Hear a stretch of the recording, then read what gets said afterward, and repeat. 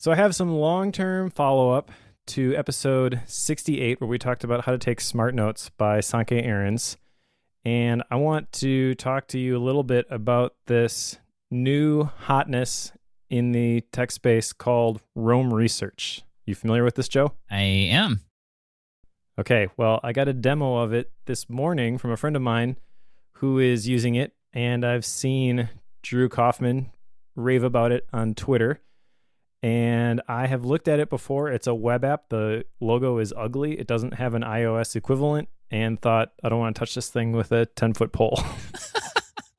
All right, But sure. this is the digital Zettelkasten that we were looking for in episode 68. And as it pertains to this book, I think it might have a place in my workflow going forward, but I have so many questions that need answering. Sure. So why don't you tell me, first of all, what's your general impression of this app? When I first saw it, my assumption was that somebody took the idea for NVAlt and WikiLinks inside of NVAlt and made a web app version of it. That's what I originally thought it was, and the more time I've spent looking at it, the more I think that's what it is. Okay. But I have no interest in this because I really want, now if I understand it correctly, because I think there is a potential that I have a flawed view of this, but I get the impression that Rome Research is really geared towards, web only, and you don't really have access to the files behind it. That could be flawed because I have not looked into it at that level, because when I realized, it's WikiLinks, and it works the same way NV Ultra or NVAlt work, I had no interest in it because I can get access to the raw files in those other formats. But this just feels like another, Evernote notes scenario to me, and I don't want to go down that road. So Okay. I basically discounted it once I got to that point. Now, you could probably correct me on all the assumptions I've made and how those are incorrect now. So please enlighten me if I am incorrect. Well, I was not familiar with the WikiLinks. This is interesting, and I think that you are partially correct that Rome Research does take part of this. So basically, as you're typing things, yes, you can add links to other things. And the demo that I saw today, my buddy Brandon Wentland was walking me through this, and he was showing me basically a daily page, kind of like the daily log in the bullet journal, which we're going to talk about in a little bit, where you just jot down everything, and then you can link those things to other pages. So if you have a thought that you jotted down on the daily page about a project that you're working on, you can also go to the page for that project and see all of the daily pages or anything else basically where that term is linked to. Where I think it's kind of powerful, though, is in addition to adding those links manually, there's a section underneath that where it has, what do they call it? Unlinked mentions or something like that. So if you use that term somewhere, it's going to show up in the same space as all of the ones that have links, and you can easily add the links to the other places and kind of fill in the holes that you missed of your digital Zettelkasten. Does that make sense? It does. I've always had issues with that sort of thing, though, because I'm one that likes to create the links manually. That way I have a little more control over it. Like that's my tendency. So whenever I have something that wants to do it for me, I sometimes get frustrated with it because it's doing it wrong. Sure. And I think this is probably not quite the thing that would annoy you, but maybe more than you're looking for then in that case, because it's not going to add the links automatically, but it's going to show you all the other places in the same space. So basically, it's a reminder of, hey, you mentioned these other places too. Maybe you want to add the link to these places. And I totally get the value of this. As I was going through the book for today, the bullet journal method, which we'll talk about in a little bit, they talk about the threading of the different collections and jumping from one page to another, so everything kind of ties together. And that's kind of what this reminded me of, is this bi-directional linking where you've got this collection, but also a previous collection that's related to it over here, and another collection afterwards that's related to it over here. And I have to admit that I am so confused right now as to how to tie all this together, while in the meantime, absolutely loving using my fancy fountain pens and the analog tools at the moment. So maybe we should just get into today's book here. But before we do that, you do have one follow-up item here with your journal prompts, which is apropos since we're talking about the bullet journal. I know, right? So did you do this? I did.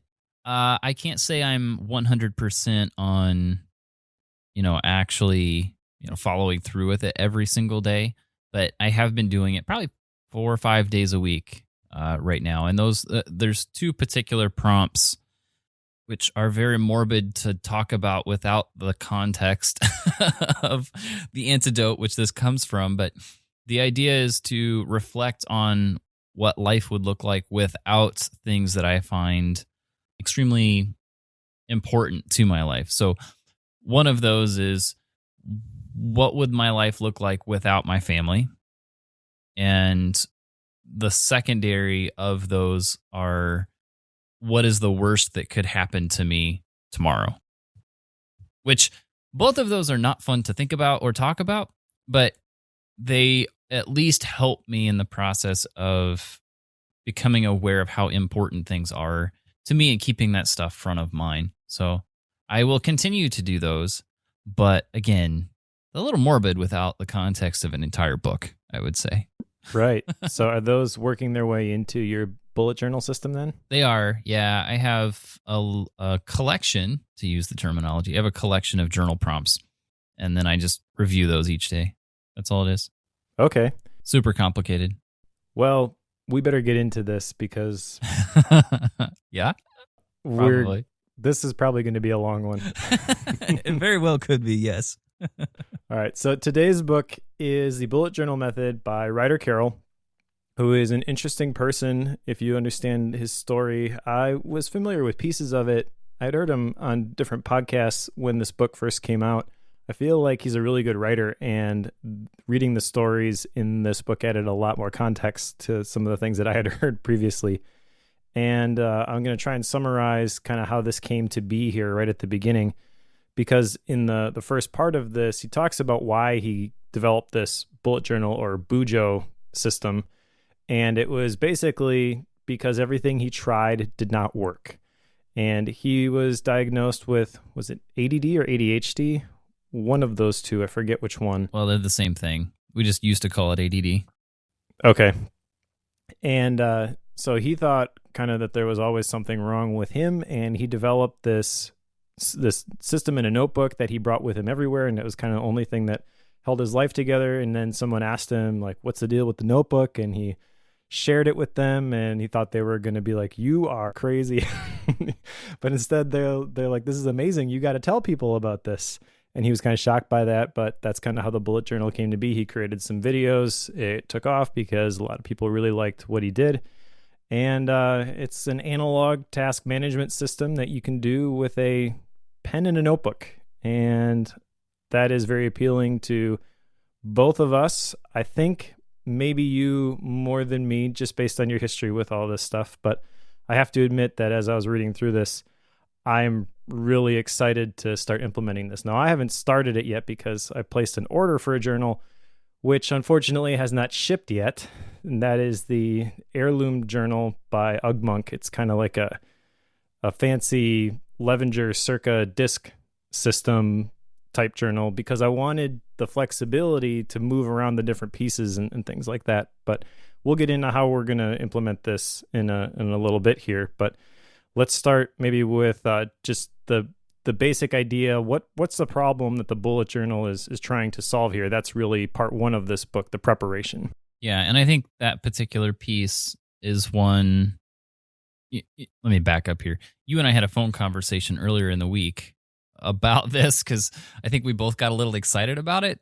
And the next thing you know, we're like talking through pieces, and Mike had ideas, and I have been doing stuff like this for a while. So I think one thing that's important to call out here is that, given the craziness of the world right now, it seems like a lot of people are going back to pen and paper. I don't know if that's because of a desire to step away from the screens when you could watch live streams 24 hours a day and learn constantly, which does not work for me. But, people do that. And because of that, it seems like there's a strong interest in stepping away from the screen for a little bit and going to pen and paper. And I know this is something that, in the realm of ADHD people, the bullet journal has become, kind of a I don't want to say de facto answer, but it's kind of the default answer when it comes to task management, it seems. That might be flawed, but it seems like there's a ton of people that dive into this from that world. But I do think there's a lot of people interested in it. I, of course, have been playing with pen and paper for a long time now. I don't know what that means as far as my overall systems. It's caused me to do some things that are quite painful. I'm sure we'll talk about those later. But we can jump in here for sure. So since you brought it up, let's just rip the Band-Aid right off here. You are kind of known in the productivity space for your OmniFocus videos. This is a task management system. So my question to you at the time, hopefully you're comfortable talking about this here, is are you still using OmniFocus with this? See, you had to go right for the gut, didn't you? Like you just had to jump in there.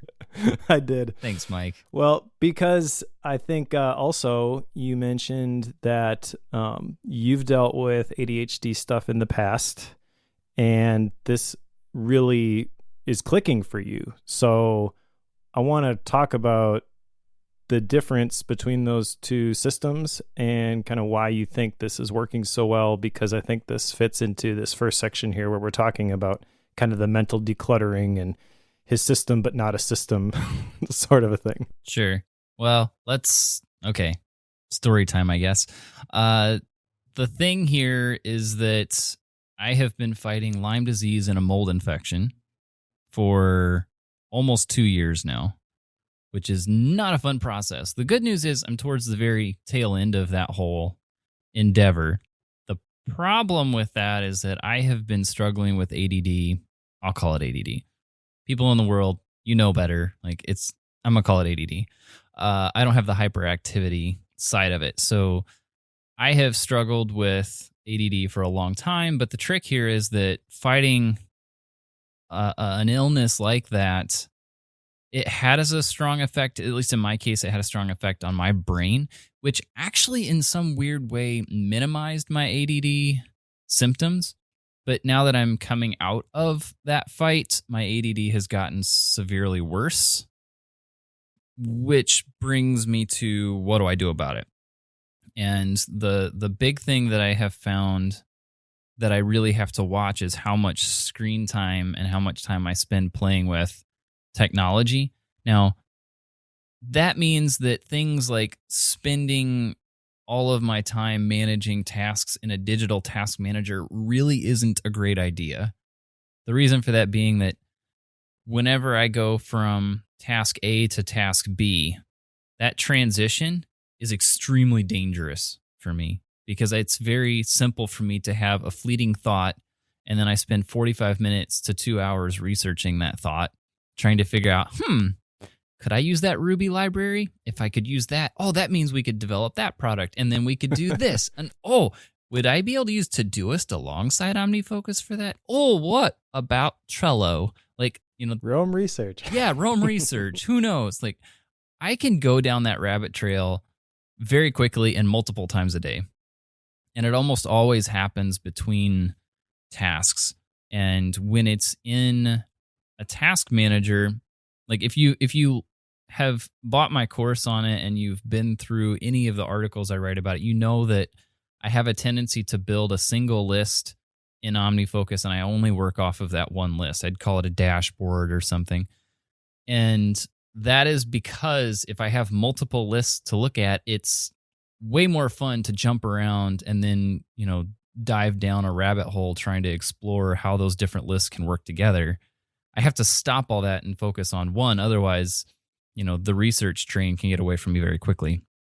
Now, coming to the bullet journal, bringing everything into a paper world, it forces me to move from task A to a notebook and then go to task B. I have to change tools to know what comes next, which for me means that whole transitional period gets interrupted. I haven't interrupted to my potential interruptions. Very meta here. That has allowed me to stay on task significantly more often than I would have in a digital world, which means I had to do the not fun thing and I actually deleted OmniFocus off my phone. I know that was hard. You don't know how long I sat there and stared at that delete button. Like, whenever you do the long press and you hit the X and it says, do you want to remove all of this app's data from your phone? I stared at that for a while before I actually hit the delete button. So, yes, it's true. I've been moving away from OmniFocus. Now, I do still have quite a bit in it at the moment, but I have been transitioning things over to my notebook of choice, which is a Leuchtturm 1917. Has been for a long time, multiple years now.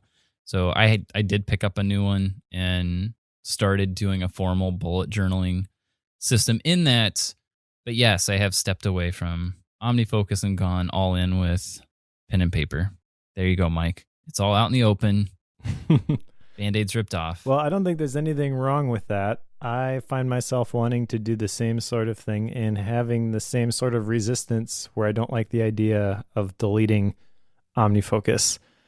I am still trying to think through how all of these pieces tie together. Like I said, my notebook is not here yet, so I have a little bit of time. But I have seen some of the stuff that you've put together, and I totally get why this works. And this is kind of the point that he's making in this first section, why I wanted to talk about it right here at the beginning, is that this is designed to help you sort through things and be intentional. He's got a bunch of really cool diagrams in this book. Right at the beginning, he's got a Venn diagram of productivity and mindfulness, and the intersection of those two things is what he calls intentionality. Obviously, intentionality is a big thing for me. The definition of the word that they use here is the fundamental power of the mind to direct itself towards something, a specific object, purpose, or end. And really, any sort of system that you would use, regardless of how powerful it is, whether it be OmniFocus or a blank notebook, is really designed to support that end. And if you find that something works better than something else, even if you want the other thing to be the thing that really clicks, I think that's where a lot of people make mistakes when it comes to productivity, is they hear people talk about OmniFocus or whatever tool, things, Todoist, whatever it is, and they're like, oh, well, they're somebody I respect and they get a lot done and they use this thing, so I should be using this thing. Well, not necessarily. And even as it applies to yourself, just because you've done something a certain way in the past doesn't mean that there's not a better way to do that. And that's one of the things I really appreciated about this book, is it forces you to reconsider everything. For digital natives like us who live and breathe this stuff, this is where we live and work, So that's a little bit scary to me as executive editor of the Sweet Setup, is like, how do I tell people I'm not using a task management system, I'm not using a notes app, and I'm going back to pen and paper? Am I still qualified to write about this stuff? I am really looking forward to that Mindfulness Meditation Monday article on the zen of leaving digital apps for pen and paper from Mike Schmitz. I really want that to happen. It's not going to completely happen, I don't think, because I don't bring my notebook with me everywhere. And I get that that's kind of the core tenet of this. I have had the thought that since I am stuck at home now for who knows how long, there is probably not a better time in history to force myself to get used to carrying a notebook everywhere. This is perfect, Mike. It's set up for you. Yeah. But I also know that I tend to jot things down on the go. One of my favorite ways to capture ideas, for example, is using drafts on my phone. Actually, not even on my phone, on my watch when I'm out for a run and I'm listening to something and it'll spark an idea, and I tap the complication on my watch and I use Siri dictation to capture the note directly into drafts. And does drafts have a place? I know you and I talked about this, and it kind of does for you. We'll get into the specifics of our methods, maybe how I'm thinking about doing this, how you're actually doing it a little bit later on. But I just don't think there's a real clear way for all of these pieces to intersect for me yet. And I'm not sure which ones are worth removing. But as it pertains to this first section, this mental decluttering, I recognize that I've got some work to do here. He's got another diagram here with the test where you jot down your tasks, and he would say, do this in your notebook, and then ask, is it vital? And if is it vital, and does it matter? So if it's vital, then you keep it. If it's not vital, but it does matter, you still keep it. If the answer is no to both of those things, then you delete it. And it's got a kind of GTD style diagram there. But I like how simple this is. Really, jotting things down in your notebook is kind of the place to capture them. And then as we get into the system here, that's kind of where you refine these things and you decide what's worth keeping and what do you delete. And that's actually part of like a migration process that takes place at the end. But maybe the thing to do here would be to talk about the individual pieces of the system first. Sure. Yeah. No, that might make a lot more sense because I feel like the rest of this conversation could go into how it's implemented. Right. So since you are using this currently, do you want to kick off this section? Sure. Do you want me to try to cover the whole thing or just individual pieces?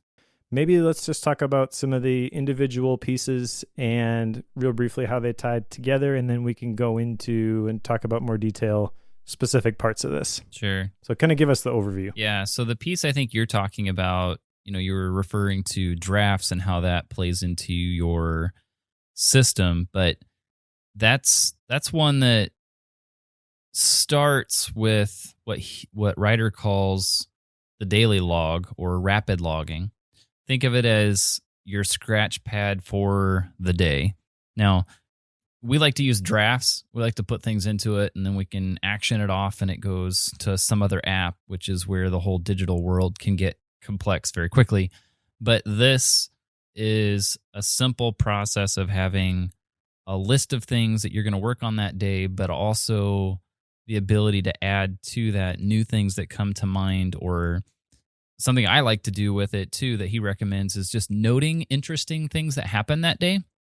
Even things like if you have a phone call with someone, writing down 2 or 3 points of what happened or what you talked about on that phone call afterwards, just kind of as a quick reflection point for that. It's a place to just record what you're going to do and what happened that day. And I think this is where, my previous attempts at bullet journaling have fallen down because I didn't really think of this as a notebook that I would keep. I treated my bullet journal as something that was ephemeral and that would be thrown away when I was done and moved on to the next one. That's not the case. And I think that was a light bulb moment for me in this book. And it's one of the reasons I told you before we started is like, I always do better with systems when I read the book on it. I think a lot of people are that way. I was the same way with GTD. Like I was trying to do GTD before I had read the book, and how many of us, raise your hands, have tried that and it didn't work well? Like I am definitely one of those. I think this is one of the same deals. And just knowing that it's a notebook that I'm going to keep, throw on the shelf, and then reference in the future, I think was a key takeaway. But yeah, I really like this concept of a daily log. It's just a straight up list of what I'm going to work on today and what happened that day. All right.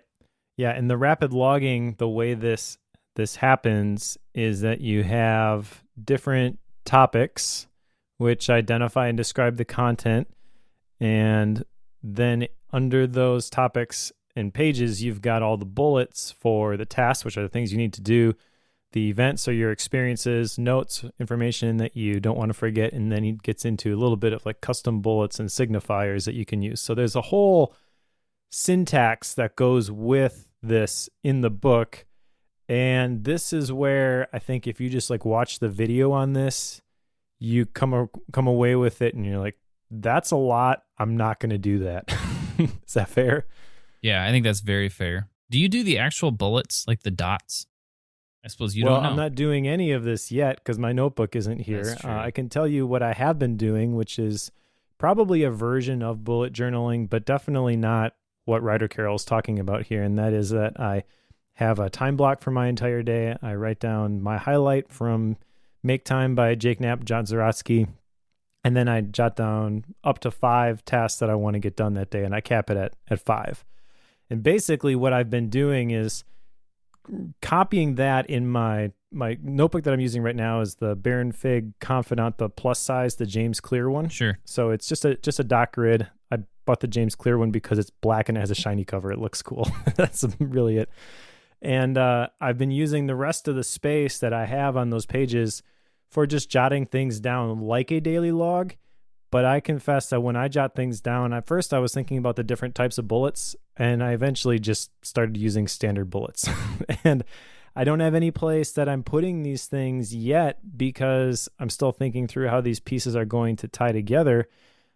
Maybe actually that's a good place to lead into the next part of this system, unless there was something else you wanted to say about the rapid logging first. Yeah, I would just say that you don't have, like, people get caught up on the type of bullets that they're using. And if you want permission to deviate, I'll give it to you because I don't use it at all. Uncle Joe says you can.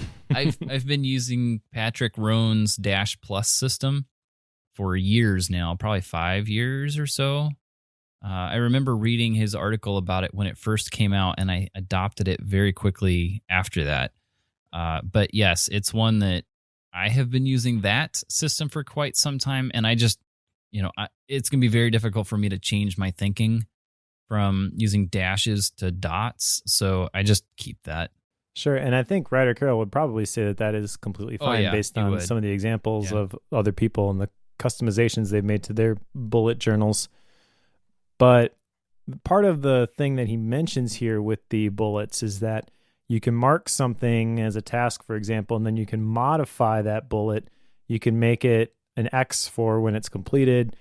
You've got like a forward arrow if it's migrated, or a backward arrow if it's scheduled. And those things are being sent then to one of the other pieces to the system, which is the future log. And that's kind of like your month at a glance. And if you were going to say, I want to do this thing on this day, you would put that in your future log. Or your collections, which can really just be collected information in any way, shape, or form that you can imagine. And that part appeals to me the most, I think, out of everything in this system. That and the daily log, the rapid logging, where the notebook is the place for everything that to start. I like that idea, but the collections really excite me too. I haven't really thought about exactly what my collections are going to be yet. You sent me a screenshot of what you're doing, and it instantly made me feel like I was just scratching the surface with this stuff, and I've got a lot more work to do. Sure. Well, there's a piece in the middle there that's not on the outline. It's actually the monthly log. Yes. And, if you want to put all those pieces together, the future log is your next 6 months. At least that's the way I set it up. That's the way he has it as the original setup. So your future log is the next 6 months. And it's just purely what are the big events or the big tasks or projects that you need to do in those months. And then you have your monthly log, which he puts he puts the number of the day. So 1 through 30, 31, or 28, or 29.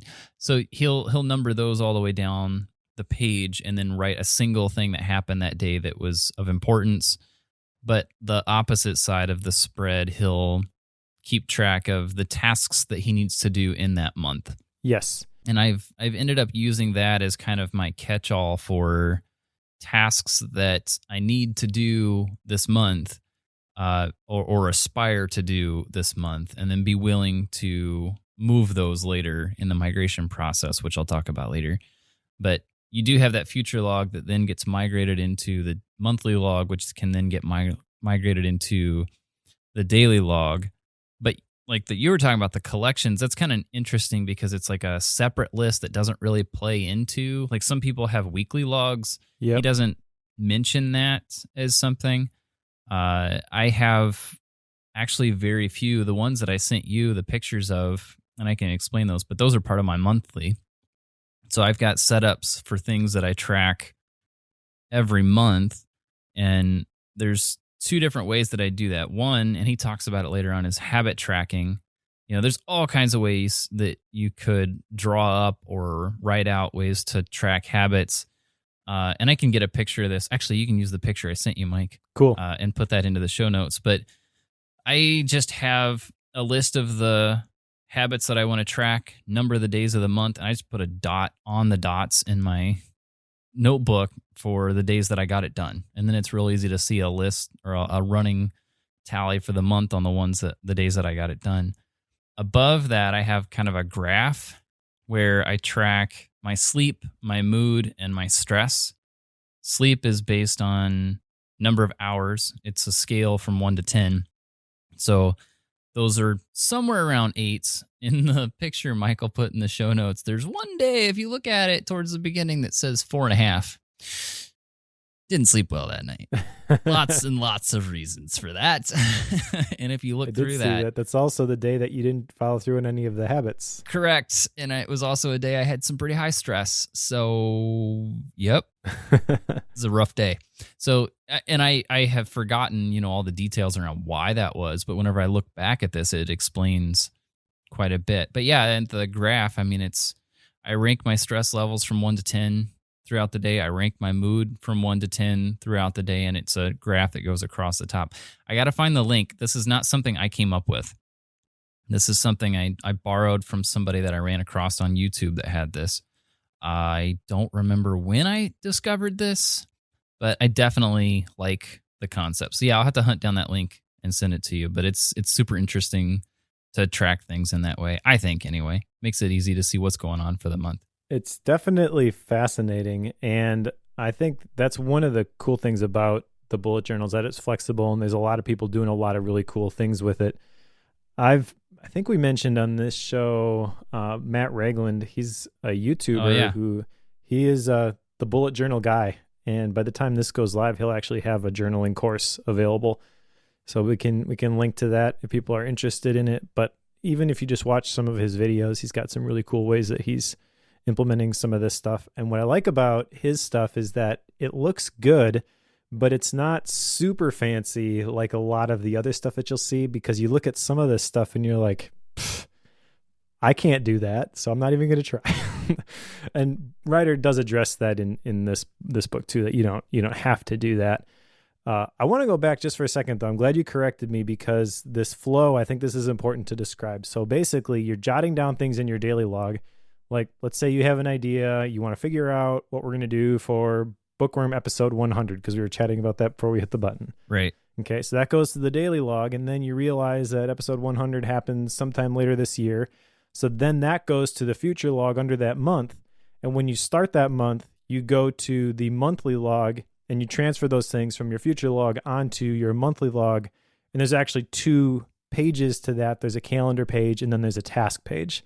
The calendar page is all of the events that are going to happen on specific days. The tasks are just things that you want to get done during that month, correct? Correct. Good job, Mike. Yeah, and then I suppose you could take it further, like you said, and from the monthly go to like a weekly.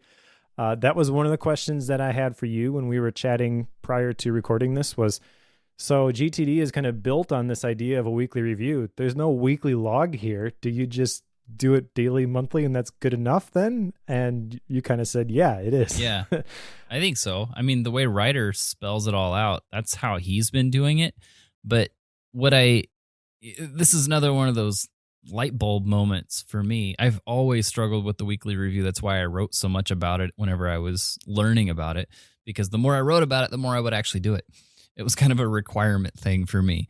But when you step into this system, yes, people still do weekly reviews and we'll do a weekly log, but that's not the original design. And it's one that Ryder has gone to the daily. He recommends a morning check-in with your bullet journal and an evening check-in. So when you do those 2, you kind of get a view for your week as it is. And, if he's developing this for an ADD brain, the concept of keeping a week's view in sight is not going to help a whole lot. At least in my case, I know it doesn't. So I'm sure it's not in him either. So trying to keep track of that just doesn't work out, I don't think. But you do have to, when you are doing that daily check-in, whether it's in the morning or night that you're transferring things, doesn't matter. But you do have to check in with that monthly log when you're doing that to make sure you're actually, doing the things for that month. Sure. Not just, oh, that's a nice collecting zone and I'll X them off later. No, it doesn't work that way. Yeah, and this is the thing as I'm thinking about it, I don't see this part of it working for me, where I am sending things to the future log and then to the monthly log and then using those when I'm creating my daily log, just because I've built this time blocking practice, which is built on looking at my calendar and then blocking out the hours in my day. And as I'm thinking about blocking out the time in my day and working around the appointments that I have, I don't see myself not using a digital calendar for that. And then I've got this task piece, and I could have these things in all these different places, and I could be moving things back and forth, or these could just stay in OmniFocus, and I could use those start dates to create a perspective that just shows me these things, and I limit it to the 5, and I jot those down in my bullet journal at the beginning of the day. That appeals to me a lot more, especially with something like a forecast view inside of OmniFocus where it can combine those things, which I haven't been real good about using that. But as I'm thinking through how all the individual pieces work and wanting to work off of the notebook throughout my day, I think that's the piece that's what I'm going to land on. Is OmniFocus is still going to be there. That's ultimately where the tasks are going to get scheduled. Those are going to be pulled in with the events into the forecast view, which I'll use at the beginning of my day. And then as I jot things down in the notebook, transferring those to OmniFocus at the end of the day. And that's the part that's a little bit scary for me. I think that's the weak spot in my routine right now, would be getting those things into the task manager. But I do think that for me, that's less friction than moving them from place to place to place. And I get that that's part of the system, because it forces you every time you move it to decide if it's really worth doing. I just am not sure that I am all in with all the different logs. It makes sense to me to just have one place that has all of those things yet, but maybe that's just me desperately trying to hang on to OmniFocus. I think it is, because, well, there's one more piece to this, and then I want to come back to that. The last piece that we haven't talked about is the index. It's the very beginning where you write down the page number for the things in your bullet journal. It's exactly like it sounds. This is another thing I think I'm going to be doing wrong. You are? Okay. Yeah, that's why I bought the heirloom journal, so I can move the pages around. I'm hoping to use like tabs to indicate the collections, and the page numbers I don't think I'm going to be using. But we'll see. The index is the light bulb for the whole thing, I find, because it means that I don't have to worry about where I put things in the notebook. I can just go to the next empty page and go without having to try to get it all organized. So it means that, here's an example. My wife and I were talking about building a wood-fired stove for outside, which means center blocks, masonry work, putting down a concrete foundation for it, et cetera, et cetera. It's quite a bit to it. Whenever I was working through that, my first thought was, well, I need to, 1, design the layout of this thing, and then 2, figure out what materials were going to cost for it so that we could determine if we wanted to spend that amount of money for it. Spoiler alert, we decided no, it wasn't worth it. But what I did in order to figure that out was just flip to the next empty page. I wrote wood stove project at the top of it and started sketching, just drawing things on that page.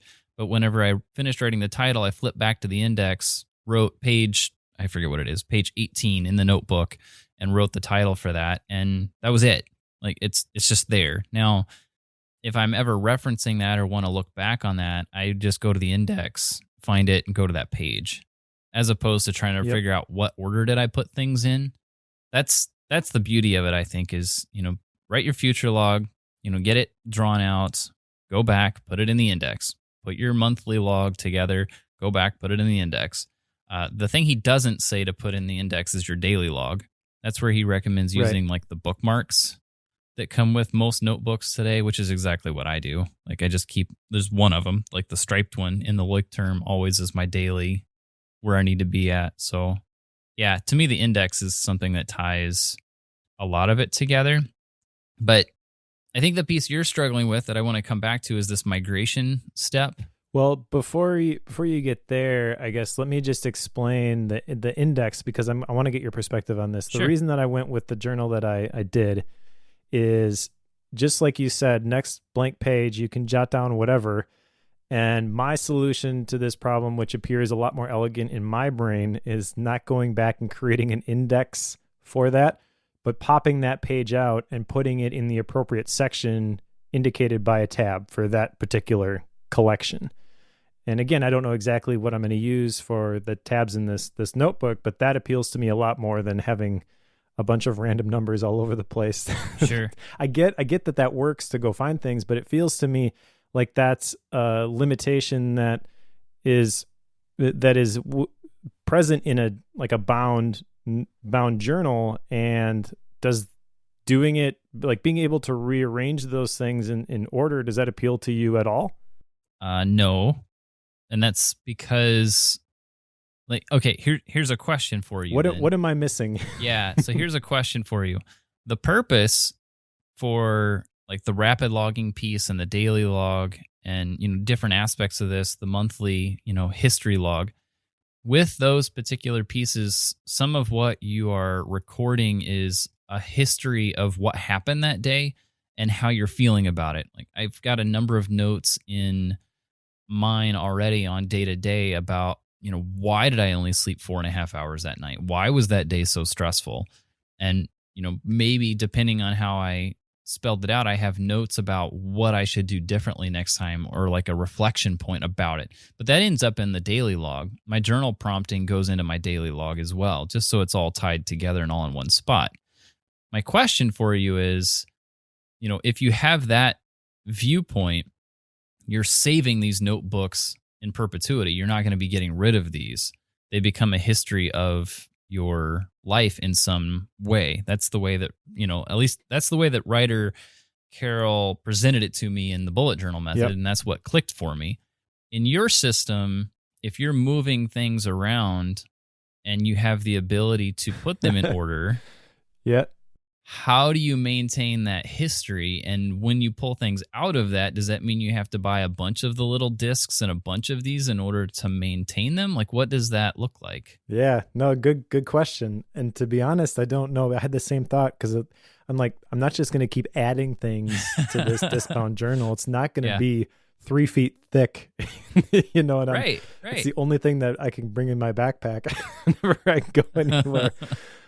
But I also think that, like he talks about the migration process, maybe we can start talking here. Like you go through a notebook and then you start a new notebook, and that forces you to migrate things. And that's kind of like a cutting away of all of the things that don't really matter anymore. So in essence, the one that you're done with, that becomes the archive that goes on your shelf. And that I don't like either. So my thought, again, who knows whether this is actually how this is going to play out, but I'm thinking that I've got these different collections and I've got the logs, the daily logs for however long. And I don't know exactly how many are going to be, like how often I'll have to cycle through these. But at some point, I anticipate that I am archiving these things and I'm taking these pages out and I'm hanging on to them, but I'm not going to be looking at them frequently at least.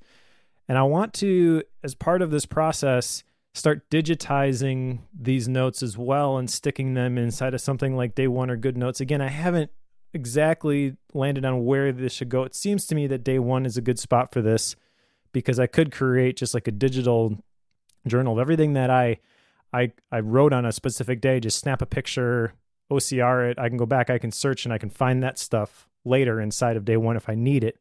But in my actual notebook is all of the active stuff. And then as I'm working on the different collections and the wood fire pizza oven gets archived, I take that whole collection out of the notebook and make room for something else. Does that make sense? Yes, but I think you're bypassing one of the most important parts. Okay. By doing all that, because the migration piece, he calls out as something that's super important in all of this. So much so that he'll tell you that if you're going to do this, do it at least 30 days. Because that forces you to get to the point where you're doing the monthly migration, and that's the point at which things click. Yep, I do remember him saying that. Yeah, the core component with the migration is to give you the chance to review each task or each item on your logs and decide, is it important enough to carry it over and rewrite it? If the answer is no, it's not even worth rewriting, then you're culling it from your entire system. The process you're talking about with just moving pages around so that you don't have to rewrite your monthly logs, that bypasses that whole process of re-examining the tasks you have in there. This is an issue I've had with OmniFocus, and I didn't realize it. It's what the weekly review is designed to combat, and that's reviewing all of the things that you have in your system to make sure that you actually still want to do them. But again, raise your hands if you've done the weekly review, gone through that whole system, and you're just, glancing at them and saying, yep, just so you can get it finished without actually deciding again. If I have to actually write the thing out, I'm much more likely to have that conversation because I really don't want to rewrite it. I've even seen that with like the daily log. The number of times I've written lists of things to do for the day, and I will bust my tail to get those done because I really don't want to rewrite it for tomorrow. Like, it's just enough to get me to do more. It's kind of nuts how that all works out. But I feel like you're skipping that if you don't rewrite it, Mike. I am, and you hit the nail on the head because I do think that the review feature in OmniFocus is the thing that allows you to check in with the things. And you're right that is a temptation to just say, oh, yep, I'm done. And I would be lying if I said I never did that, but I also think that process of using custom review intervals inside of OmniFocus, so you're not reviewing everything every week, but you have a project to check in, every 2 months, whether this is something you still want to do or whatever, and then it shows you the appropriate things at the appropriate time. I feel like that's where OmniFocus really shines. And I was also thinking, so back up just a little bit. Like, for example, I know other people do like a hybrid system.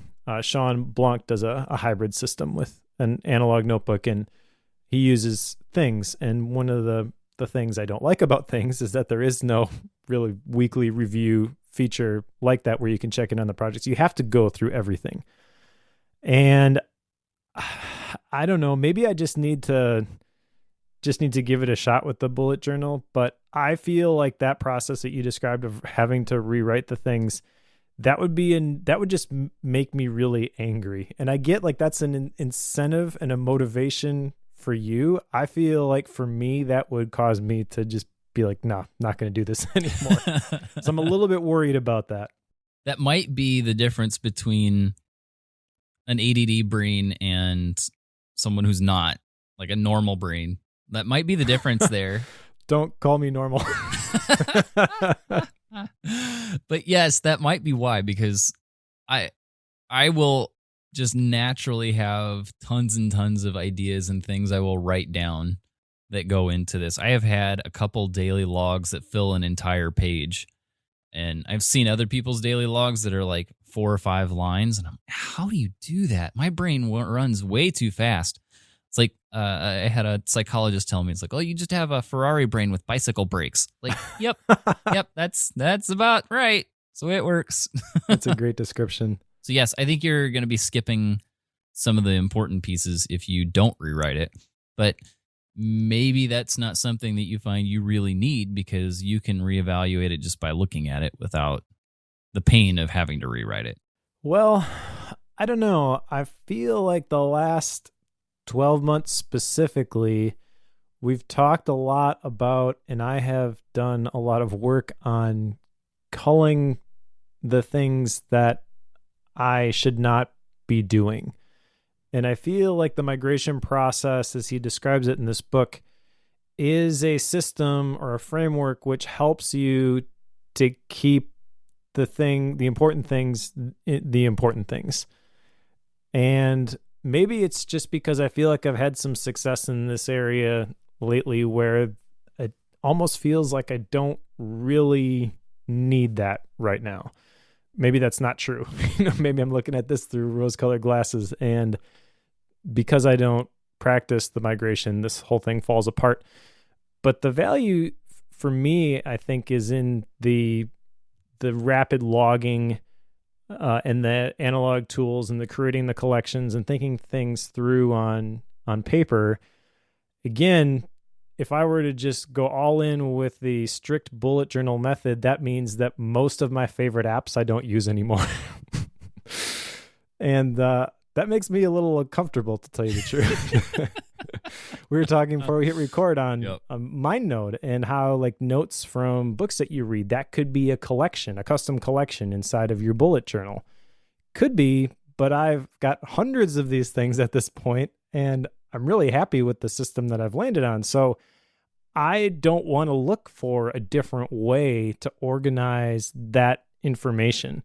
So now I've got this digital piece, which is going to remain a part of my workflow. And how do I make bullet journal work with that? How do I maximize the benefit from this system, which is really appealing to me, but still use MindNode for capturing all of my book notes and writing my articles and stuff like that?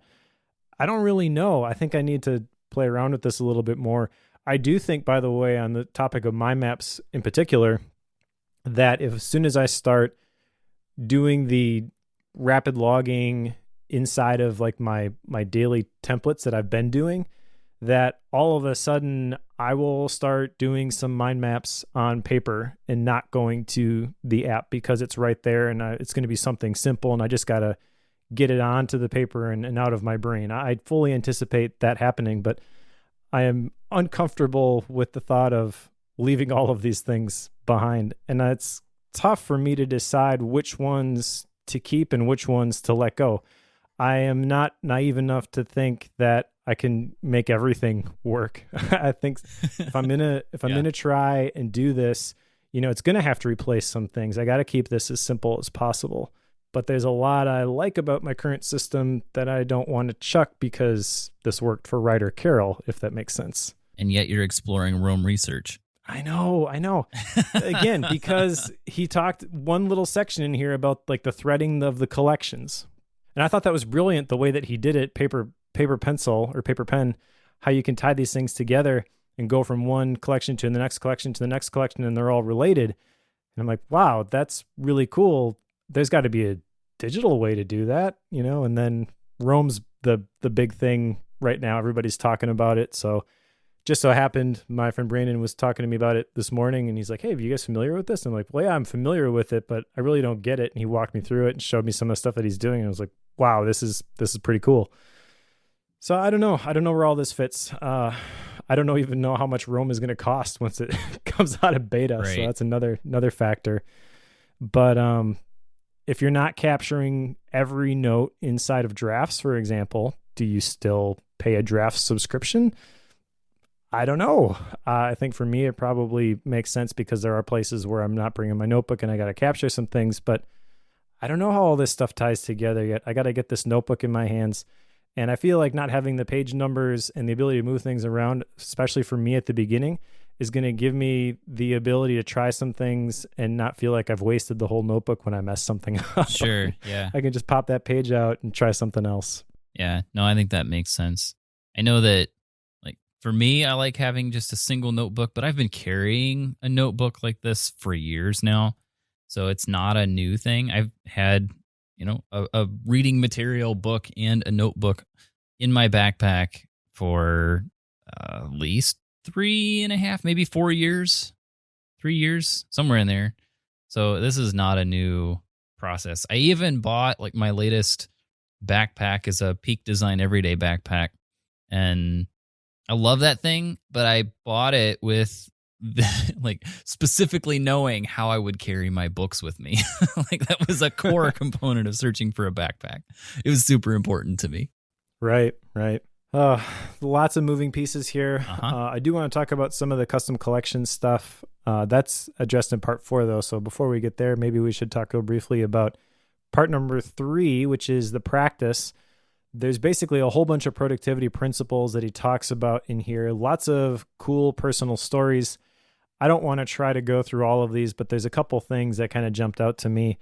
I will say at the beginning of this section, and then also part 4, where he talks about the art, there's like a 2-page spread, which is handwritten, and it talks about some of the key concepts. And these pages are awesome. These look amazing. I really like these. It's one of the notes I have written down is that the makeup of this book is fantastic. Yep. I'll talk more about it when we get to style and rating because I think it plays into that. But yeah, the way that this book is put together is phenomenal. Yes, it's really well done. It is a long book for sure, but it's a really easy read. Lots of pictures, lots of diagrams, which make it very easy to understand the concepts and how everything ties together. There's lots of images in this this MindNode file. But in this section, there's a lot of things that we have discussed before. He talks about goals. He talks about time. He talks about flow, mentions our boy Mihaly, memento mori, which we talked about in the last book. But a couple specific things from here that kind of jumped out to me. Well, number one, he talks about goals, and I don't really like goals. We've talked about that previously. We don't need to spend a whole lot of time there. It's worth calling out, though, that I did disagree with him a little bit on the value of the goals, but I do like how he breaks them down. He has a really good section, though, on reacting versus responding, in my opinion, and the difference between those two, where reacting is instinctual, responding is intentional.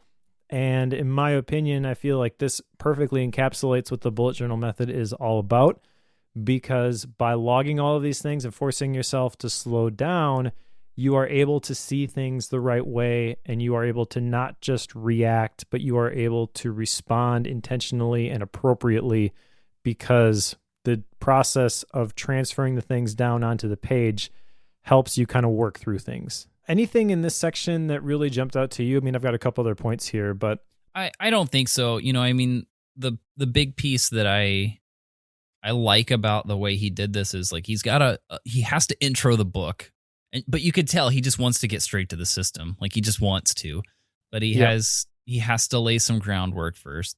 So he does that at the beginning. Then he explains the entire system.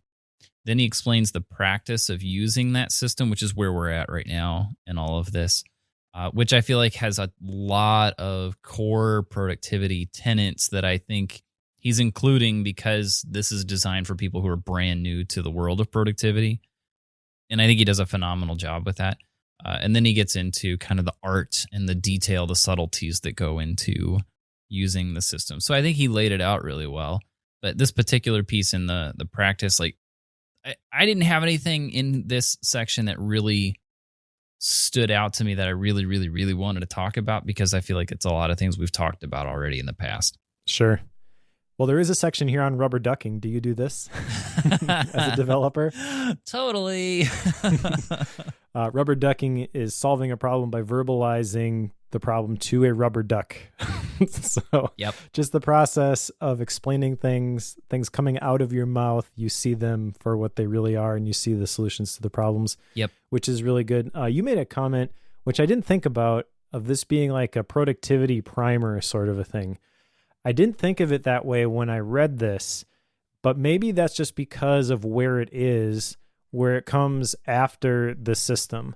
I feel like if you really was trying to create a productivity primer, like a book for people who had no experience with productivity, the content in this section is written that way, and it's really good in my opinion.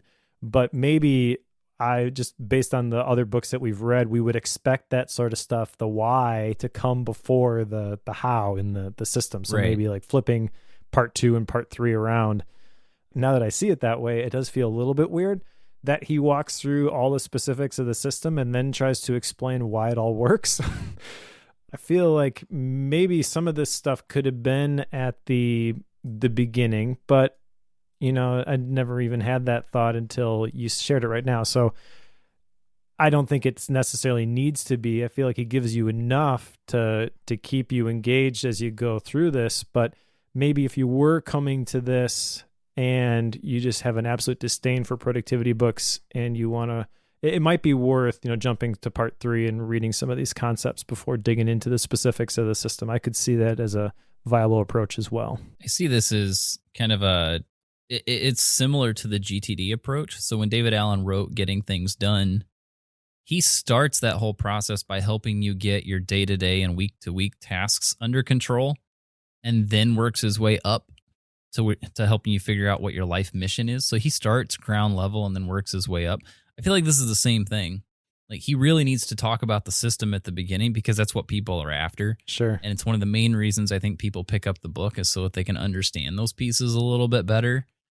So it's like, okay, they're going to jump into that. If I put it in part 3 or part 4, they're going to go read that part first and then come back to the rest of it. Sure. I think that's just how people would read it. I don't know. I think you're right. It probably feels a little weird if you see it as it's good to have a productivity primer before you explain the system. But I think given the popularity of the bullet journal process, I don't know that he could have done it the other way. I'm not sure his editor would have allowed him to do it.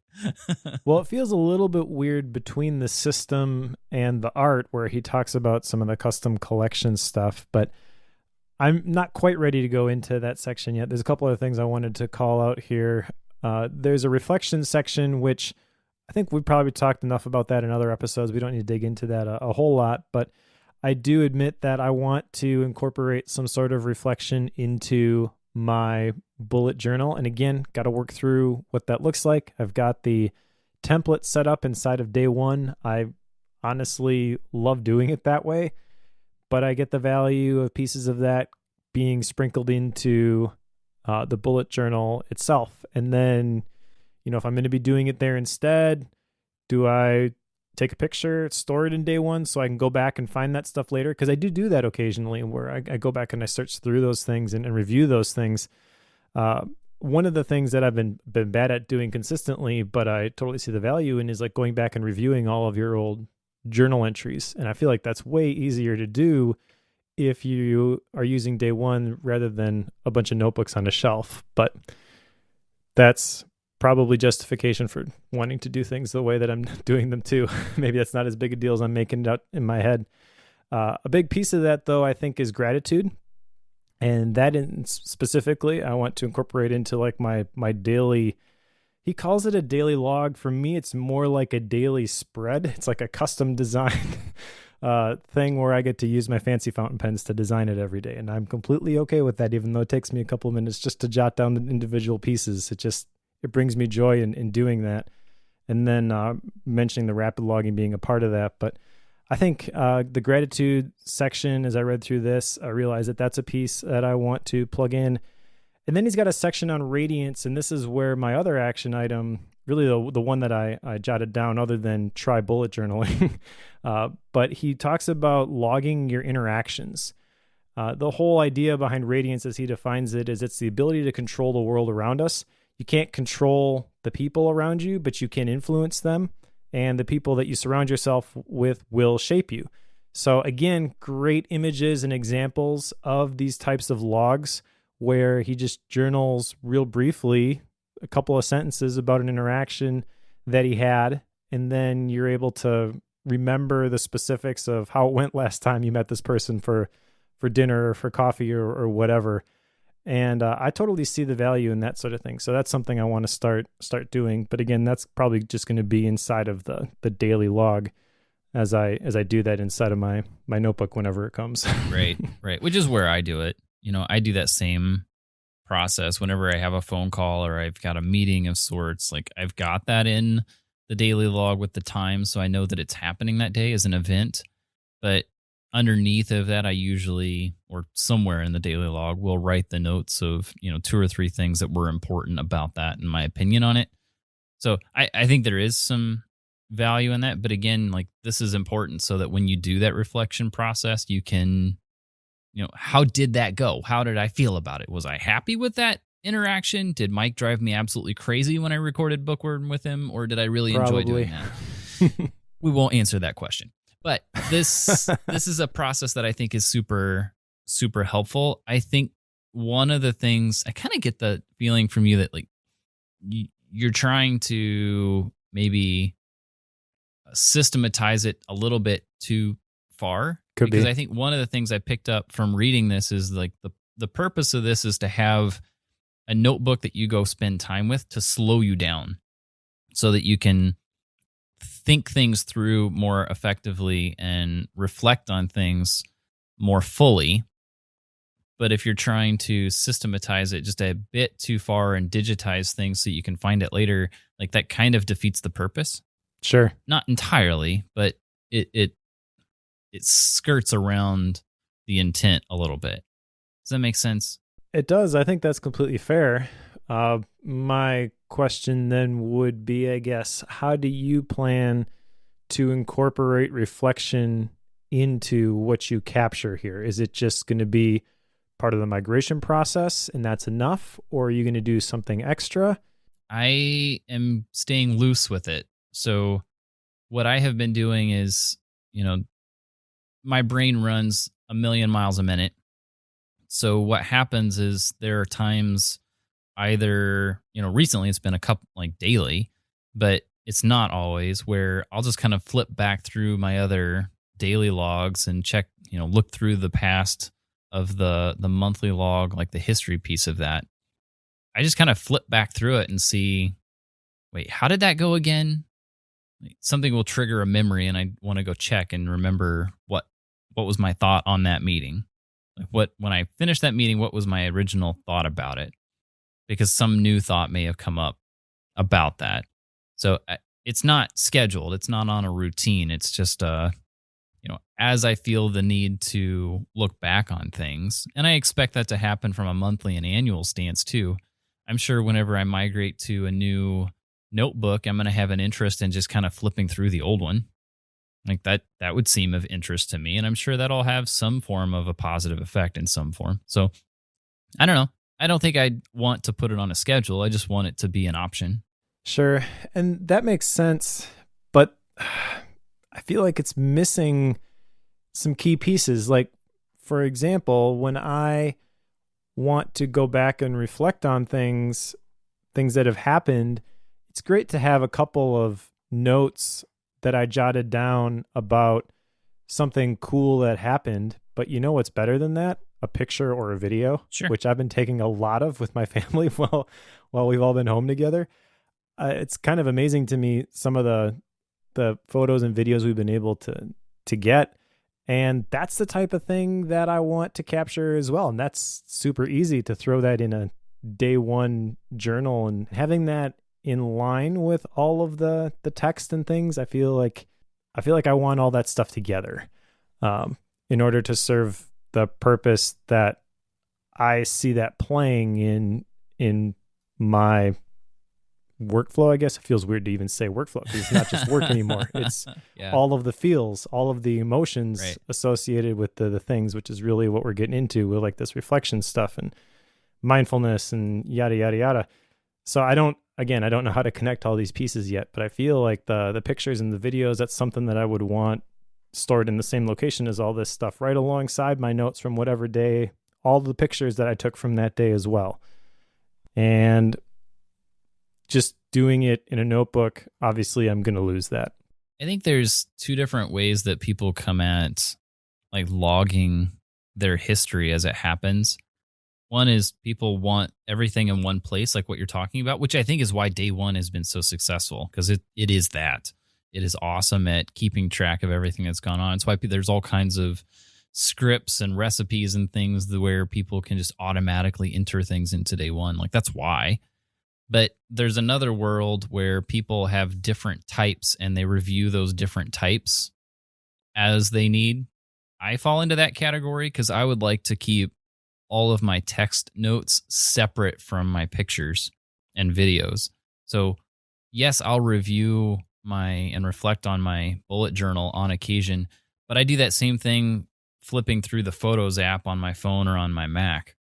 But I do those separately. I don't necessarily want to do those together. If I run across a date and it's like, I wonder what all I did that day, then I would grab my notebook and flip to that day and see what all happened then, as opposed to the other way around. Like I want those separate, but I know a lot of people want them together. So I think there's just two different ways of coming at that one. Yeah, no, that's fair. To be honest, the less I'm on social media, the more I want to create that sort of thing inside of day one. It's kind of like my own personal social media with just happy stuff. Sure, yeah. I can avoid all the negativity and everything else, I can avoid the algorithm and what they think I want to see and all the coronavirus updates. I can just see the happy memories. Yeah, for sure. No, that makes sense. I get why people like it. I'm not downplaying that. I just know that it doesn't work for me. It's too much in one place and I become too locked into it, and I never do like that. Sure. Well, I guess maybe that would be the place to start talking about how we're going to do this. Before we get there, we have to talk a little bit about these custom collections, just real briefly. You mentioned something that you were doing. We'll put the link in the show notes for that. That's a great example of a custom collection. He gives not a whole bunch of examples here, but a couple of sources for these custom collections, things like goals or challenges or tasks, like lists that you want to create, schedules, trackers, those sorts of things. There's a mission statement in this section for something he recommends you put at the top of your custom collections, which I think this is pretty valuable. The formula is basically, I want to what so that I can why by how.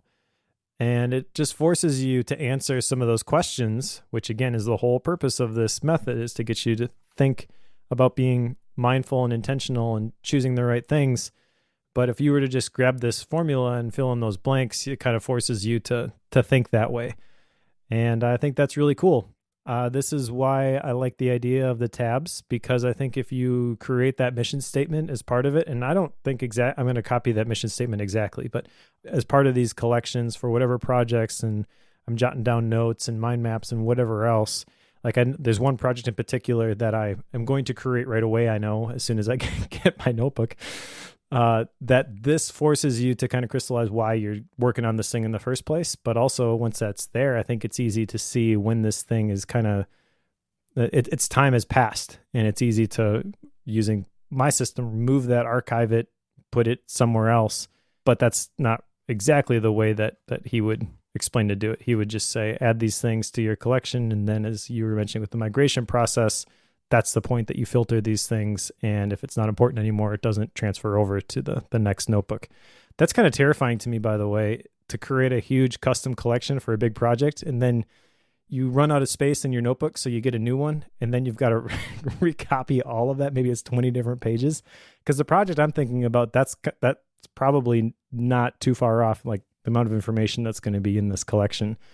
And, not looking forward to rewriting all I wouldn't rewrite it. I would just put the threading process. And for me, like if I've got a big project, even if it's in a different notebook, you just be like, go look in the other notebook. Yep. Well, he has so the threading piece, there's a couple ways you can do it. So you got the page numbers at the bottom of each page, of course.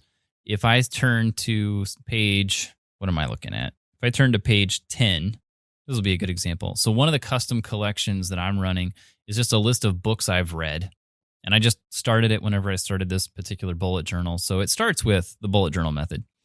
And that particular collection, I know, will eventually fill up the two pages 10 and 11 that it sits on. Whenever I move to another page, it could be in the same notebook. So at the bottom of page 11, you would put a slash to the right of 11 and then write the page number of where it picks up on the next one. So if it picks up on page 85, I would have 11/85. I guess it'd be 84. But you get the point. Like you're just telling yourself where to go to get the next, and then you add that to your index. If you go to a different notebook, generally people number these in some form. Like for me, the way I would number the notebook that I just started would be 20.1. Because it's the first notebook in 2020 that I've started with the bullet journal method. Sure. If I go to another one, it would be 20.2.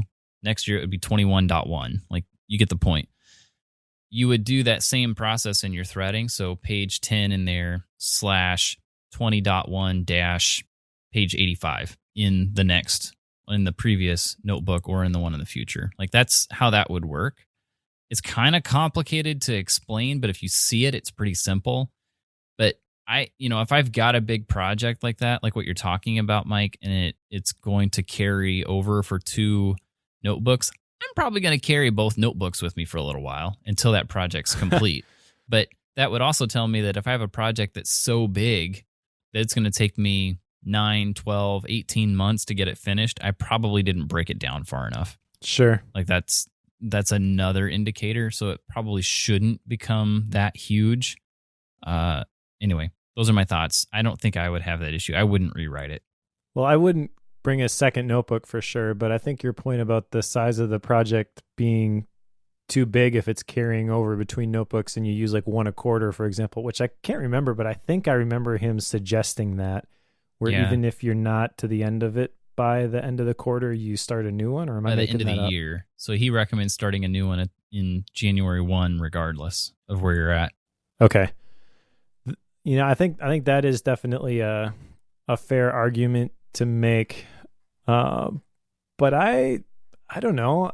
Maybe it's just because of some recent projects that have been going on for a long time, like the Intentional Family podcast that Rachel and I finally started in the middle of this lockdown thing. We've been talking about that for years. So that would have been, if I had been bullet journaling, probably the last 18 months, I would have different bits and pieces pertaining to that project. And how many notebooks would that have had to be? How many notebooks would I have had to carry around or have had to transfer stuff? I don't know. That's probably cherry picking one example, and most of them are not going to fall into that category. So it's really not that big a deal. But it is the way my brain works, and why I want a little bit of flexibility to say, no, I want to grab this whole section and keep it in there, and this one's no longer important, so I'll archive that one. Sure. Yada, yada, yada. No, I get it. Coming back to custom collections, just, here's some of them I have. So I've got like the books to read, or books I've read, completed books. I will create one, like a page. I don't know if I'd call it a custom collection, but it's a page where I keep my notes on the books I'm reading. So each one of them will have its own page. I keep track of my blog post ideas now. I've kind of been migrating, like some of the Someday Maybe stuff from OmniFocus is kind of falling into this category. I know I need to be careful with that because you can get to where you're capturing too many different things, but I had the same problem in OmniFocus. There's that. I mentioned the wood stove project. The other one that I've been keeping as kind of a running thing, it's a temporary thing, improvements to make to our Sunday morning live streaming. Like I run across things that we've done incorrectly or things I'd like to change whenever I review those recordings. And I just keep track of the things we want to improve on. And then I'm looking at it about once a week or so, every 4 or 5 days. And then, creating real action is out of them that go onto the daily log. So that's how I'm using it right now. I'm sure it could become something a lot more than that, but that's how I'm starting. I like that. I think the ideas make a ton of sense. And that was one thought that I had too for a custom collection, was just ideas for blog posts that I want to write, podcasts that I'm going to record, whatever, different projects, just having a place to capture all of those, because capturing the ideas into OmniFocus, that has been a big part of my idea system as of late, but it always has felt like there's a little bit more friction there than is necessary. But I do understand the value of being able to click on the button and see all the ideas and just pick one. I do think that capturing those pen and paper will feel a lot better, though, and probably means that I capture more ideas into that custom collection. And again, I haven't done anything with this yet. The other one that I was really thinking about was the habit tracking one. Seeing your example and some other ones that people have created, I like that idea of tracking the habits. Interestingly, the James Clear Beer and Fig I'm using has a habit tracker built into it that I have never used. But I think that's partly because it's pre-made. And if I were to decide that this is something I really want to track, it's important. And I wrote it out in my own bullet journal system, that I would probably follow through with it, as opposed to just having it be something that I could go use, but I don't. That's the interesting thing about a lot of this stuff, by the way, compared to the Bear and Fig that I'm currently using, is it's kind of James's version of something like a bullet journal, but I've never used any of it because it wasn't custom. It was just like, here's what James Clear recommends that you do. So I've resisted it from day one and just been using the dot grid pages in the middle. Nice. So I do think that once I start doing this myself, that it is going to be quite a bit stickier. But I'm not 100%. I think it'll make more sense for you. Yep, for sure. But I'm not 100% sure as to which custom collections are going to fit there.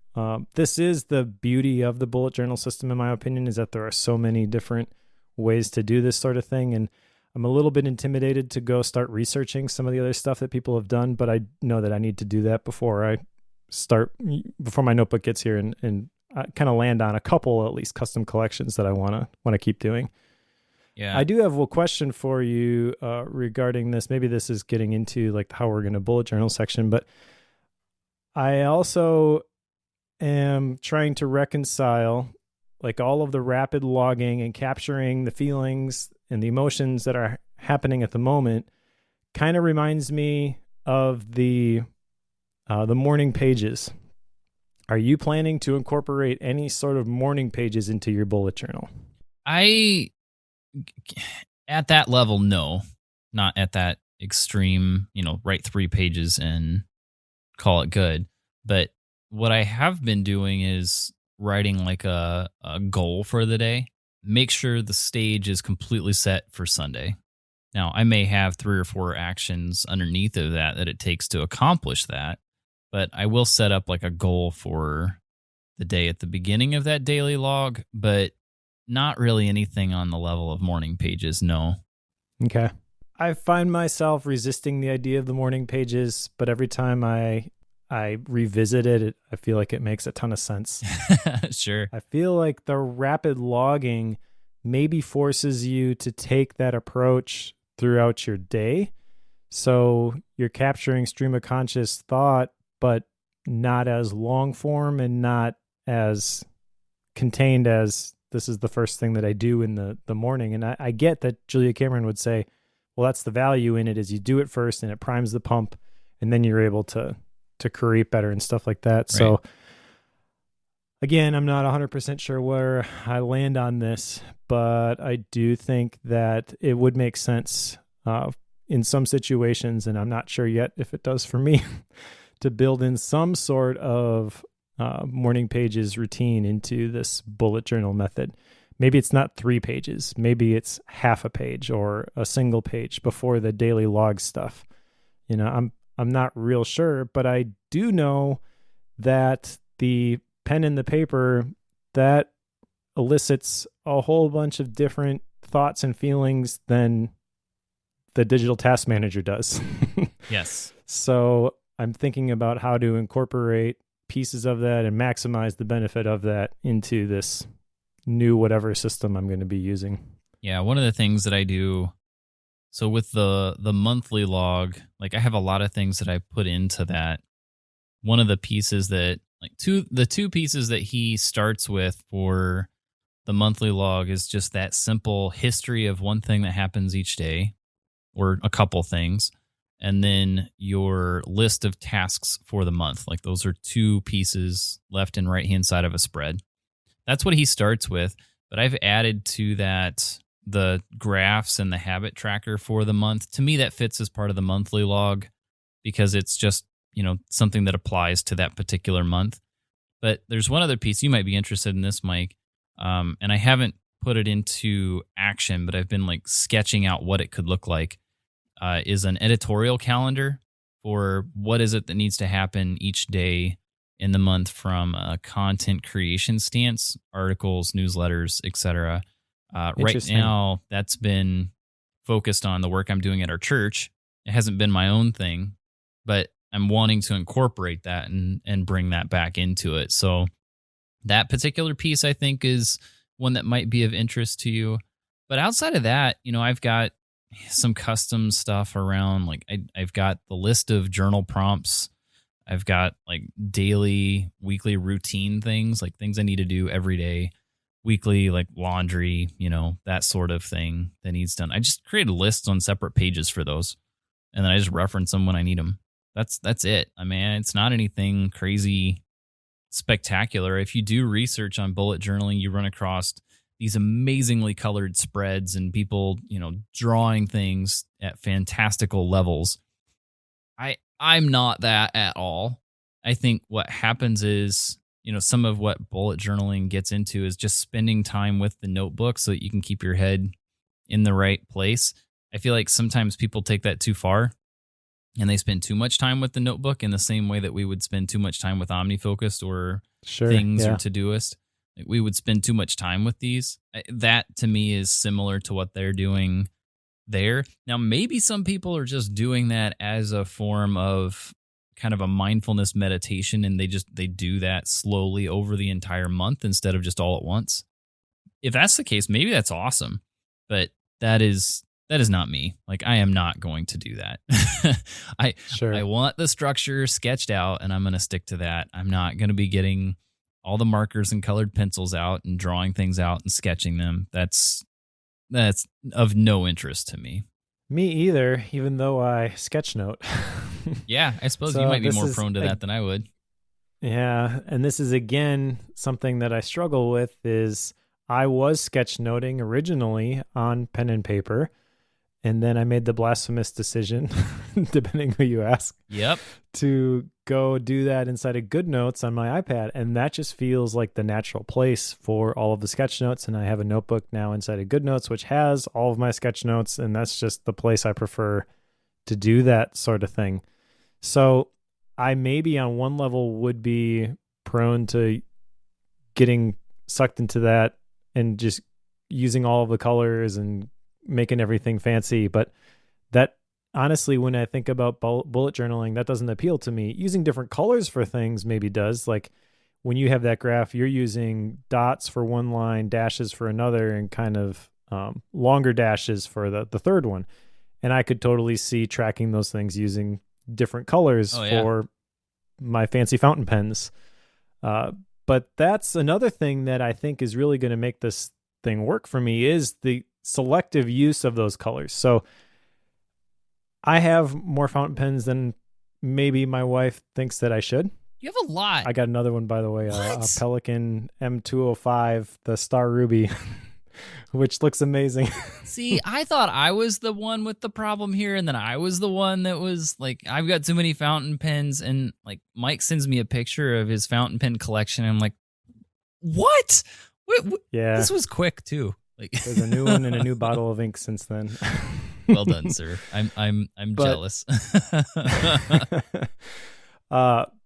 But I will admit that part of the reason that the time blocking thing using pen and paper works for me is that I get joy out of deciding what pen I'm going to use every day. Nice work. It's something that I look forward to, and I think that just having, like, if I were to just create the notebook and have the same notebook, same pen, everything the same color, same black, over and over again, that would be enough for me to resist doing this sort of thing.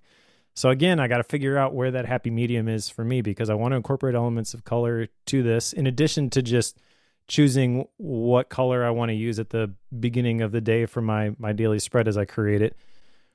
I'm trying to think about the different ways that I could incorporate the colors intentionally to represent different things, and I don't really have anything solid yet, but that is something I'm going to be doing with the custom collections.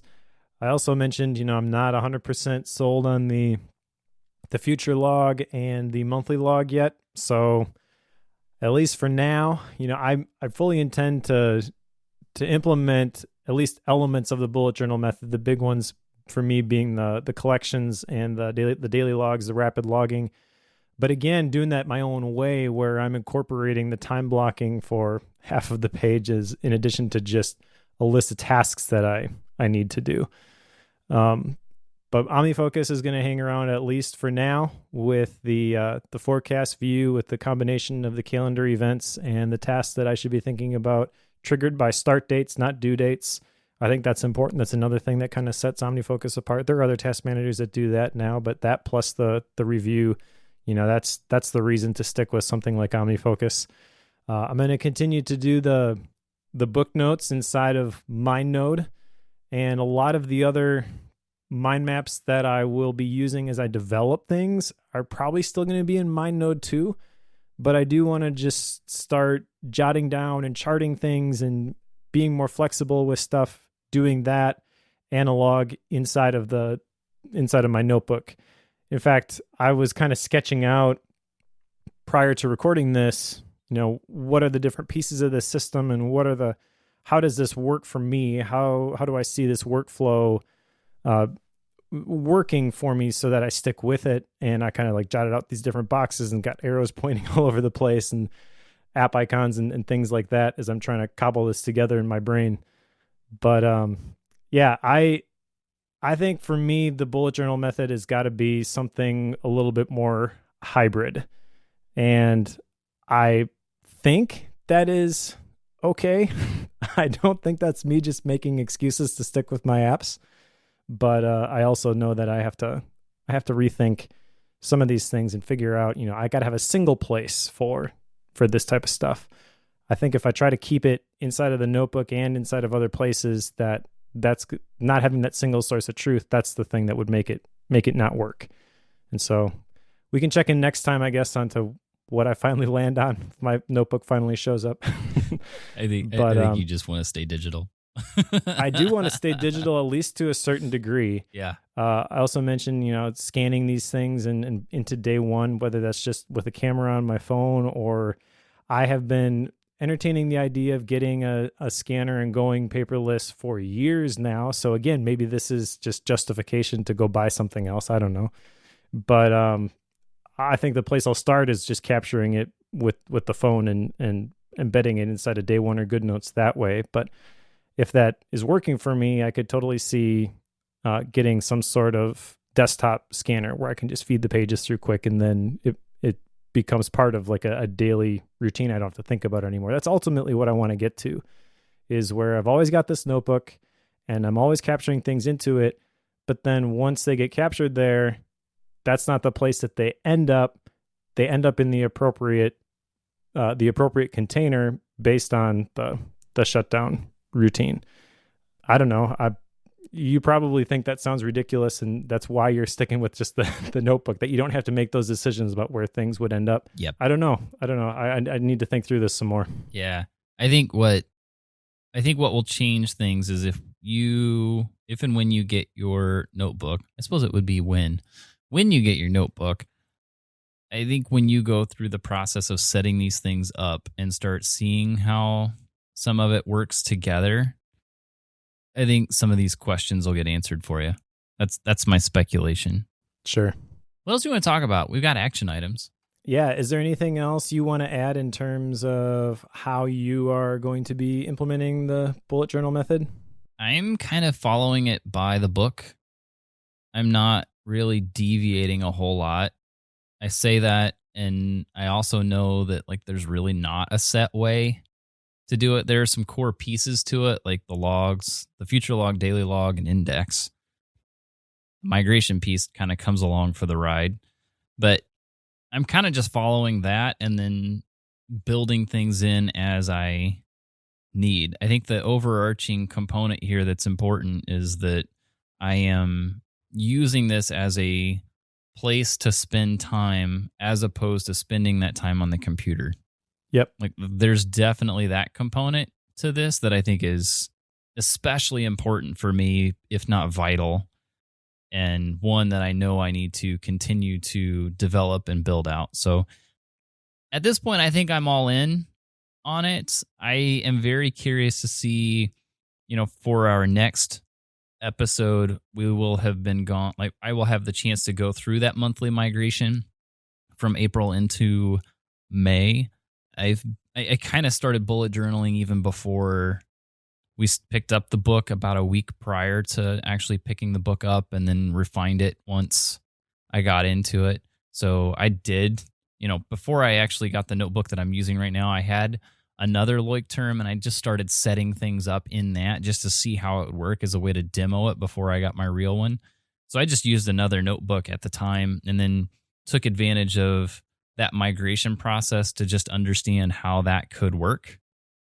Treating it kind of like a migrating from notebook to notebook method, but knowing I've only got 5 or 6 pages worth of stuff to migrate, not 50.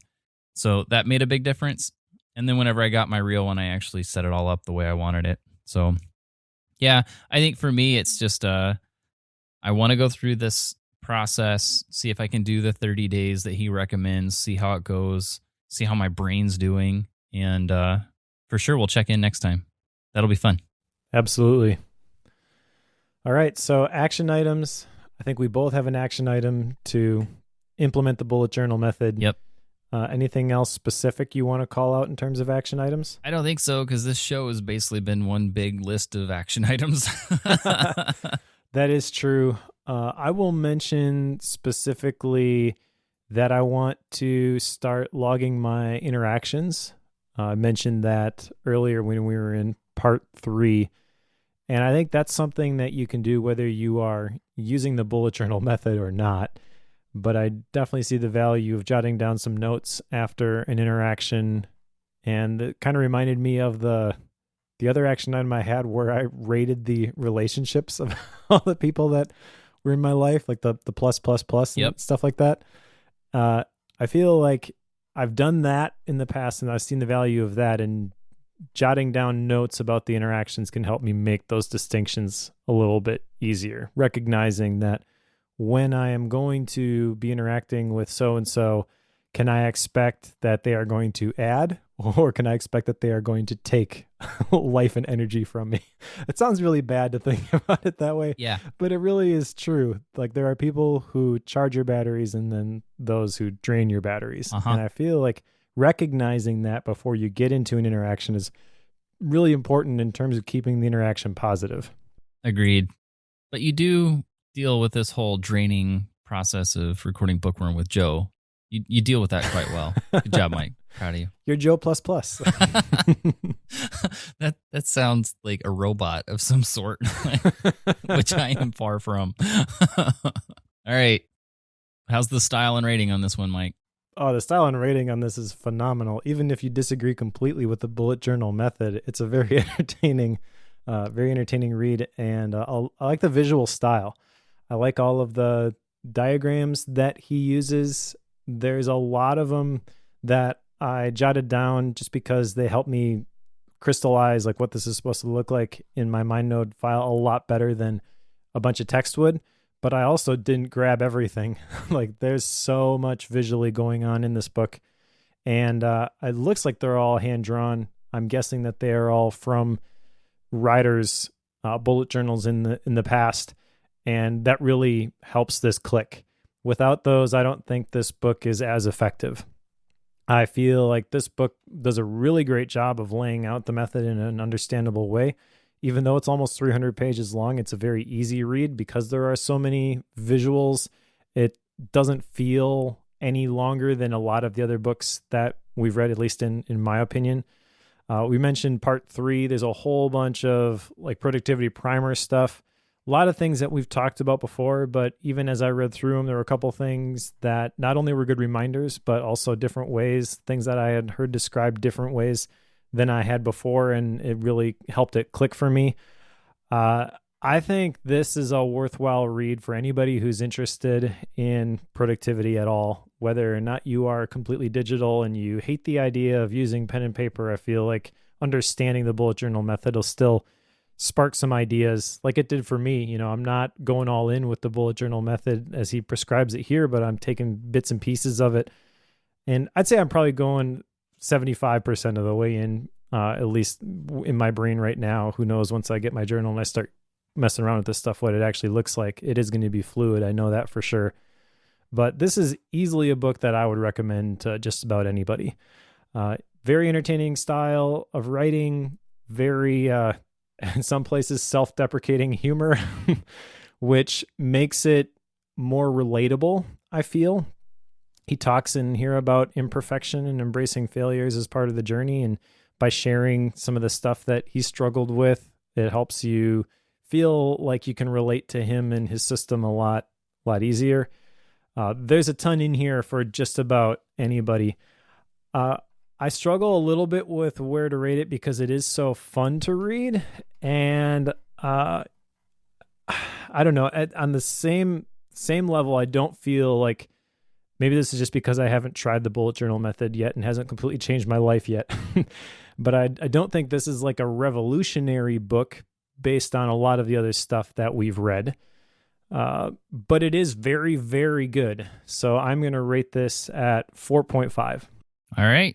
Well, I will join you with the conversation about the form factor on this. There are very few books that we've picked up that have color in them.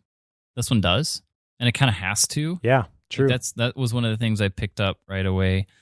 I balked a little bit when I bought it because I knew it was kind of expensive. There is no paperback version of it, and I just remembered thinking, that's a lot for this. And then I got it out of the package whenever it showed up, and I held on to it and realized, they spent a lot of time designing this from like an aesthetic stance, like how it feels and how like even the paper I noticed they did some research on and did some stuff special with that. So it does cost a little more than a book like this that I would expect, but I think it was well worth it given the form factor and the design that they put into it. So I liked it. And, I love going through this and just, seeing how they could put the whole thing together. You're absolutely spot on whenever they had the handwritten pieces. I think they just designed a custom font for it. That was my speculation, because I have a tendency to pay attention. Like, that E, did the tail on it go the same on all of them? Yeah, it's all the same. So I think that's a font. So I think that's what they did in order to keep it more uniform. And, that does add a lot to it. Even whenever you get to the different parts, they would have almost like an extra index there to explain what was getting ready to go, like what you were about to go through. It has a very bullet journal-esque feel to the book itself, which is amazing. Like, it's perfectly set up for that. So they did a great job with that. I absolutely love the form factor here. You're right with his writing style. It's very easy to read. I read the whole thing in about 4 days. So it was one that, yes, it's 300 pages, close to, I think it's 290, somewhere in there. And I read it very quickly, had no issue with that at all, and just loved the process of going through this. There's some pretty heart-wrenching stories in there, though, where, in one case, a mom had a child who was in a very dangerous health situation and had an ambulance on site, and they needed to know, when's the last time he had a seizure? What are all his meds? Who are his doctors? What's the log of his seizures? Like, they needed a ton of information. They needed it immediately, and mom was in no state of being to be able to answer those questions. But she went over to her bullet journal, went to those 2 pages, tore it out, which is like sacrilegious in the world of bullet journal. You never tear out pages. You don't do that. Except when your kid is in a life and death situation. Yeah. So she tore them out, hands them over to the medical personnel there, and it gave them absolutely everything they needed. They didn't need to ask her any other questions. It was all right there. And one thing that crossed my mind is like, did she ever get those pages back? I feel like she would want those. Yeah, true. I don't know, but that wasn't part of the story. But anyway, that type of story is in here just to show how this can help. Kind of to finish that particular story, they did talk about how the other moms in that class all started, oddly enough, carrying notebooks with them not long after that event. So as you would expect. But those stories bring out the importance of this and how it can be helpful to have a simple pen and paper system. It truly resonated with me. It's helped me tremendously over the last probably 3 weeks as I've been using this system. And I'm kind of excited to see how the setup for the month of May, spells out, because it's just one that I know, as I do those monthly sets, like that's where I tend to do a lot of changes in that sort of form. So I'm kind of curious to see how it's going to continually, like my iteration process and what that's going to look like. I will put this at a 5, because in my case, like I know this is one that truly, truly clicked with me, and I've been a strong proponent of pen and paper for a while.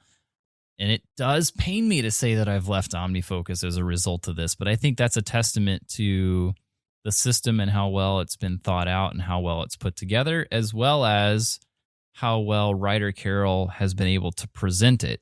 So I think this definitely fits that 5.0 category, at least for me. And I will continue to recommend this because I have recommended it to a number of people already. So I'm going to continue doing that. Love this book. You need to read this. Sure. I'll recommend it as much as I can. There you go. All of that said, it's time to put the bullet journal method on the shelf. And migrate to our next book. Yeah, totally going to migrate to the next one. It's Nudge by Richard. Oh, I didn't look it up. Richard Thaler. I'm going to say Thaler. Richard H. Thaler and Cass Sunstein. So this book is about improving decisions about health, wealth, and happiness. Having started it already, I can tell you it's semi around the world of setting default answers for questions or decisions that you have to make. That's what I think we're going to be covering. So I think it'll be a very interesting read. I think you'll enjoy it, Mike. All right. And then after that, we're going to finally force Mike to read Tiny Habits by BJ Fogg. It's been a gap book of mine a couple times. Hasn't happened. And I want to go through this, so I'm dragging you along for the journey. All right, I'm game. You got any gap books this time around? I do not. Not at the moment, although I feel like since we've been home during this isolation period, it's been harder for me to read for whatever reason. I know some people, it's easier for them to read because they have more time at home, but just I haven't been in an emotional state, and it's been a struggle for me to even get through the books that we cover for the show. But I feel like I have turned a corner, and with this book specifically, I cranked through this once I started it. And if I get through a book before next time, I will hopefully be back on the gap book train. But as of right now, I don't have one. No, that's fair. I have none, and I am not ashamed of that at all. All right. Well, if you want to support the show, you can go to bookworm.fm/membership, and you can sign up to become a Bookworm Club premium member, which gives you a couple of perks. You can join us as we record these live, and you can get the unedited version of our thoughts, hear my rants in all their full glory before they're niceified for for the rest of the world. It's a lot more fun live. I'll say that.